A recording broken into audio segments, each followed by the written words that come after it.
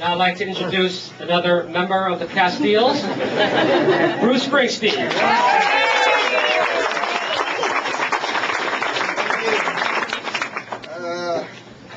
George came to my house on South Street one day. He was going out with my sister at the time.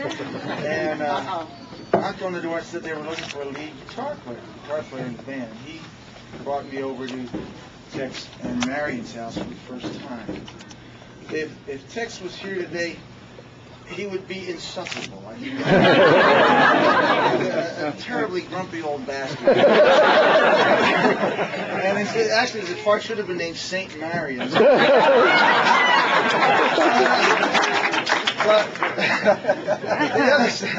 But Tex was also somebody who opened his house completely, opened his heart completely, opened his wallet to us when we were, and allowed us to come in and turn it up as loud as we wanted, when all the other adults were trying to get us to turn it down.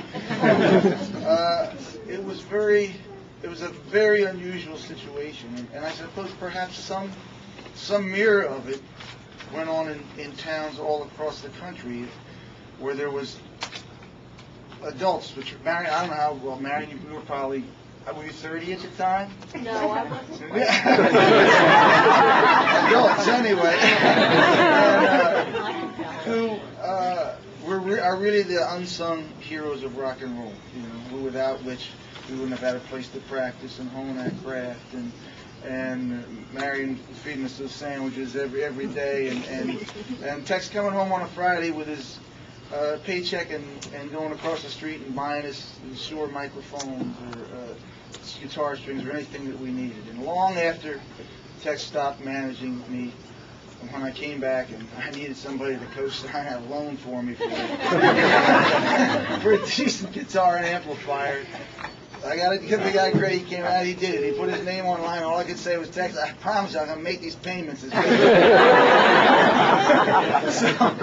it was an amazing, very unusual thing, and I couldn't quantify how much it meant to my musical development and just to my life in general. You know. I think as you go on, you carry with you a big part of the texture of the town from which you came from. That becomes a part of your internal life, and I've carried that with me long since I've moved out of Freehold. And when I come to this neighborhood, what do I think? I think of this building with its windows open and the sound of those looms clanging away in the middle of the summertime in the heat. And I think of the way this street felt and the way this looked. And then I always think of Tex and Marion Vinyard, whose kindness and compassion and amazing understanding and openness was such an important part of that time in my life. And I'm just so happy about this for you, Marion. I love you very much, always. You and Tex got this.